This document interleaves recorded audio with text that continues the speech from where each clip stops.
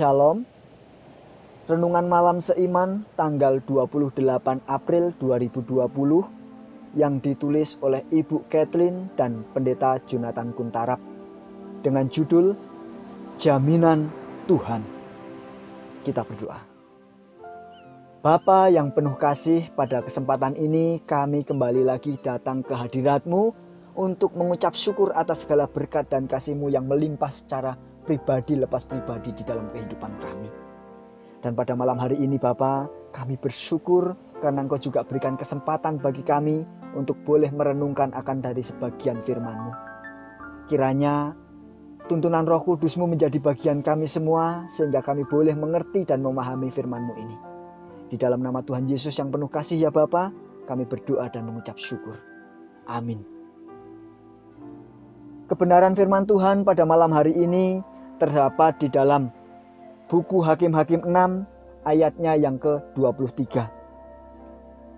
Tetapi berfirmanlah Tuhan kepadanya, "Selamatlah engkau, jangan takut, engkau tidak akan mati."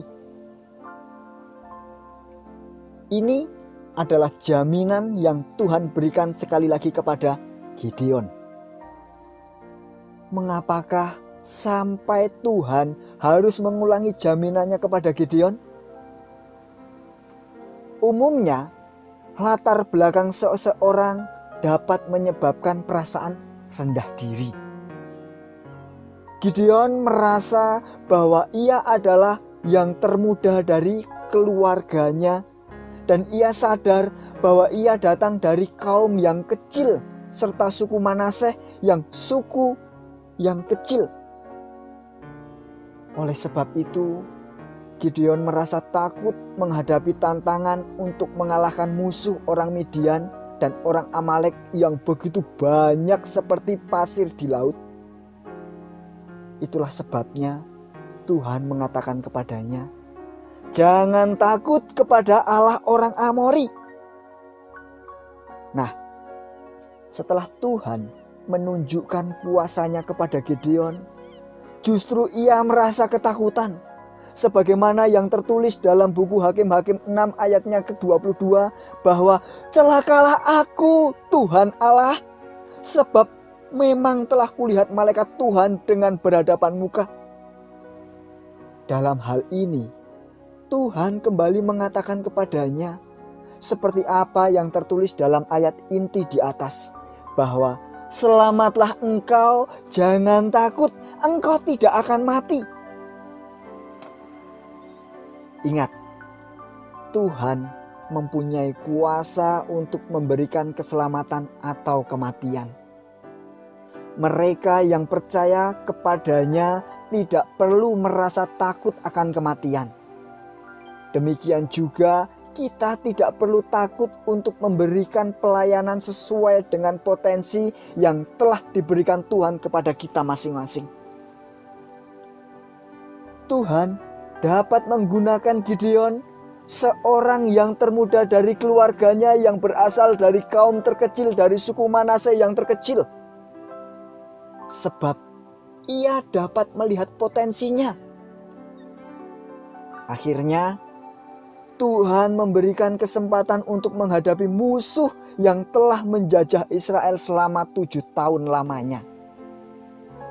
Kita lihat bagaimana Gideon yang merasa rendah diri ini, namun setelah mempunyai pengalaman bertemu dengan Tuhan dan siap dibimbingnya, akhirnya namanya tercatat dalam Alkitab sebagai seorang pemimpin bangsa Israel yang mengalahkan orang Midian dan Amalek hanya dengan 300 orang saja.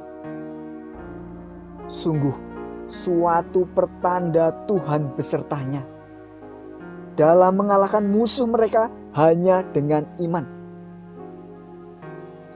Sesungguhnya Tuhan juga dapat melihat potensi yang kita miliki masing-masing.